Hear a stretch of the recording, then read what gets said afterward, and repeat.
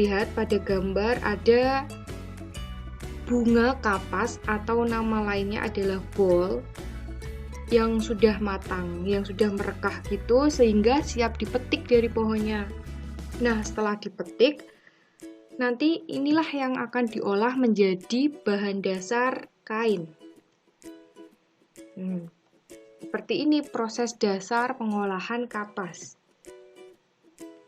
Dari yang pertama, tadi ada bunga kapasnya kita petik jika sudah matang. Kemudian kita ambil bijinya, kita pisahkan bagian kapas dengan bijinya tadi, atau prosesnya bernama ginning. Yang ketiga, ada proses mekanis untuk membuka gumpalan serat dan meluruskan serat tersebut agar sejajar satu sama lain. Prosesnya diberi nama carding. Dan keempat, ada memisahkan serat yang lebih pendek supaya benang yang dihasilkan lebih baik dan kuat. Nah, nama prosesnya combing. Dan kelima, ada proses penarikan atau drawing, yaitu menggabungkan beberapa silver sehingga menghasilkan untaian serat kapas yang sangat tebal. Nah, yang terakhir ada slapping, yaitu penggabungan dan pemilinan serat menghasilkan ketebalan dan ukuran benang yang sesuai yang akan kita gunakan untuk membuat kerajinan.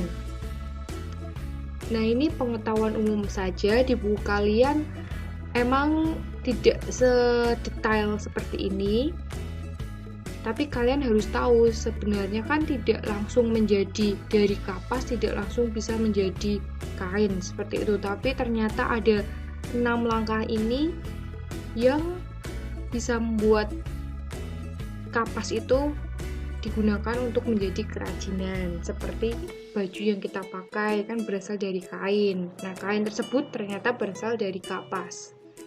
Jadi kita harus bisa berpikir, oh ternyata tidak langsung jadinya bagaimana, tapi proses sebelum-sebelumnya. Nah, seperti itu. Seperti kalian belajar, itu kan pelan-pelan, tidak langsung bisa. Harus berusaha terlebih dahulu. Kemudian, nah ini proses dasar pengolahan benang. Jadi dari kapas tadi menjadi benang, baru menjadi kain. Nah, ini proses dasar pengolahan benangnya ada 4. Yang pertama itu pemintalan benang, kedua penggulungan benang, ketiga pencelupan warna, dan keempat penenunan benang menjadi kain. Nah, kita akan bahas satu persatu dari pemintalan benang. Pemintalan atau spinning merupakan proses pemutaran serat yang sedang ditarik. Nah, setelah penarikan dan pemberian puntiran akan terbentuk untaian dan kemudian untaian itu akan digulung. Nah, pemintalan tersebut merupakan serat yang telah diambil dari alam, kemudian digenggam dengan salah satu tangan, dan tangan lain akan menarik ujung serat sedikit demi sedikit sambil memberikan puntiran. Dari gambar kita bisa membayangkan ya bahwa tadi dari bunga kapas yang sudah diolah, dipisahkan dengan bijinya sampai proses terakhir tadi. Kemudian dilakukan pemintalan ini, berarti salah satunya memegang, salah satu tangan memegang kapasnya, salah satunya menarik. Nah, jadi puntir-puntir seperti itu namanya memintal atau spinning. Spinning kan memutar ya. Memintal. Nah, ini masih tradisional sehingga menggunakan tangan. Cara manual menggunakan tangan. Kemudian proses yang kedua ada penggulungan. Nah, benang yang sudah dipintal tadi digulung menggunakan alat penggulung benang sehingga mudah digunakan. Nah, alatnya ini juga masih sederhana, bisa dilihat pada gambar. Ada ibu-ibu menggunakan, ini alatnya dari roda sepeda bekas mungkin ya, jeruji-jerujinya itu, kemudian digabungkan dengan kayu, dihubungkan seperti itu untuk membuat alat penggulung benang yang tradisional. Kemudian yang ketiga, setelah digulung tadi kan dihasilkan benang-benang yang siap untuk diberi warna. Nah, pencelupan warna ini, benang diproses dengan mencelupkan untuk memperoleh warna yang kuat, yang warna yang kita inginkan, yang kita butuhkan untuk kita buat kerajinan apa.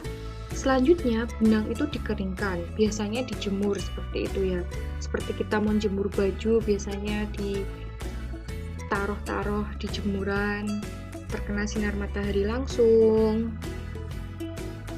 Ya, lanjut, gambarnya bisa dilihat juga, yaitu diwarnai warna merah, mewarnai benang di ember dan dicelup-celup seperti mencuci. Kemudian yang proses terakhir yaitu weaving atau penenunan benang menjadi kain. Nah, ini merupakan proses utama untuk mengubah benang menjadi kain. Dari benang yang masih gulungan tadi, nah ini jadi kain yang bisa kita gunakan. Sebelum masuk ke proses penenunan atau weaving, benang perlu dipersiapkan terlebih dahulu. Benang dianyam sehingga terbentuk anyaman kain. Nah, ini biasanya yang digambar ini ada anyaman kain di daerah Nusa Tenggara. Itu terkenal ya sebagai tempat wisata, namanya Desa Sade. Di sana banyak ibu-ibu menenun. Nah, kain tenun ini tuh harganya mahal karena menggunakan tangan atau handmade. Nah, kalian bisa mencoba menganyam ini, tapi ya yang lebih sederhana mungkin. Dari hasil benang tadi merupakan sebagai bahan baku yang dapat digunakan untuk membuat kerajinan makrame dan tapestri. Nah, makrame dan tapestri ini adalah simpul-simpul ikatan-ikatan seperti ini. Seperti gambar ini, makrame ini nanti akan kita bahas di pertemuan selanjutnya. Kita sedikit aja pertemuan ini, yang penting kalian paham.